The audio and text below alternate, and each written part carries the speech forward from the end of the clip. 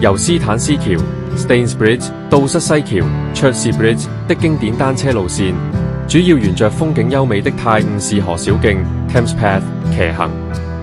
這段路程單程約4英里 （6.4 公里），往返約13公里，通常需要1到1.5小時。沿途欣賞美麗的河畔風光，常見船隻、水鳥與寧靜的河面。